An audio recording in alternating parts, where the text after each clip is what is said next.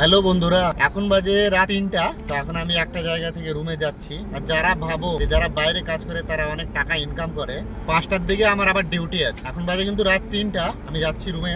যেতে আমার এখন ১ ঘন্টা টাইম লাগবে। আর ৫টার দিকে কিন্তু আমার টাইম একটা ডিউটি আছে ৫টা ২০-তে। তো আমি কিন্তু এখনো ঘুমাইনি, হ্যাঁ। আর খাওয়া দাওয়াও ঠিক মতন এখনো হয়নি আমার। তো আমার হাতে থাকবে মাত্র ১ ঘন্টা। এখন যাব, ফ্রেশ হবো, ১ ঘন্টাও থাকবে না। ওই জাস্ট একটু রেস্ট নেওয়ার মতো টাইম হবে, তারপরে আবার আমাকে ডিউটি দেওয়া লাগবে ৫টা ২০-তে। এক কথায় ফজর নামাজের পরে। তো অনেকে যারা এরকম আছো যে ভাবো যে বাইরে তুমি কাজ করছো, তুমি প্রচুর টাকা ইনকাম করছো, তো তাদের উদ্দেশ্যে এটা বলি, বাইরে টাকা আছে নিশ্চয়ই, কিন্তু এখানে যে হেডেক গুলো আছে সেগুলাও কম নয়। অনেকেই আমাকে দেখে বলে যে বাইরে আসতে চায়, বাইরে আসতে চায়, আমিও বিদেশে গিয়ে কাজ করবো, আমিও বিদেশে গিয়ে এত টাকা কামাই করবো।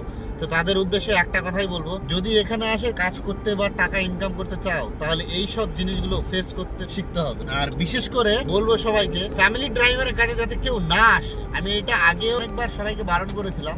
আমি যখন বাড়িতে গেছিলাম, আমার সঙ্গে অনেকেই দেখা, অনেকেই বলে যে আমাকেও বাইরে নিয়েছো, আমি ওখানে যাই গাড়ি চালাবো। তো গাড়ি চালাও, এখানে আসে গাড়ি চালাও, গাড়িতে ভালো পয়সা আছে এখানে। কিন্তু ফ্যামিলি যে ড্রাইভার গুলো আছে, যেটাতে আমি কাজ করছি, এগুলো কাজে কেউ আসবে না।